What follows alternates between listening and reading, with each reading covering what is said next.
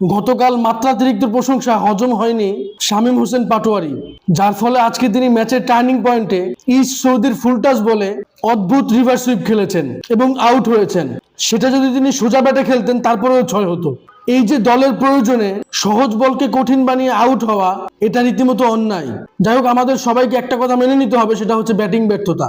কেননা নিউজিল্যান্ড আজকে শুরু থেকেই চিন্তা করেছিলেন বৃষ্টি হবে, যার কারণে তারা টস জিতেই ফিল্ডিং এর সিদ্ধান্ত নিয়েছেন। বাংলাদেশি ওপেনার তানজিদ হাসান তামিম এবং সাইফ হাসানরা বৃষ্টির কথা মাথায় রেখে ব্যাটিং করলে হয়তো পাওয়ার প্লেতে আরো বেশি রান যোগ করতে পারতেন। যাই হোক, আজকে মিডল বর্ডারে পারভেজ হোসেন ইমন এবং শামীম হোসেন পাটোয়ারি ব্যর্থ হওয়ায় বাংলাদেশের এই পরিণতি। অন্যথায় লিটন কুমার দাস এবং তাওহিদ হৃদয় ভালোই ব্যাটিং করেছিলেন।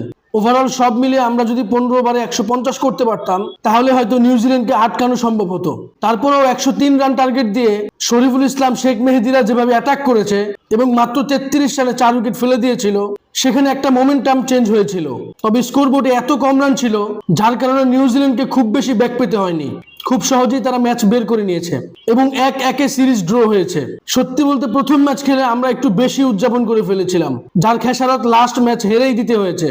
তবে সব মিলিয়ে ওডিআই এবং টি-20 সিরিজে ধারাবাহিকভাবে পারফরমেন্স করেছেন তাওহিদ হৃদয় এবং তিনি টি-20 সিরিজে ম্যান অফ দ্য সিরিজও হয়েছেন।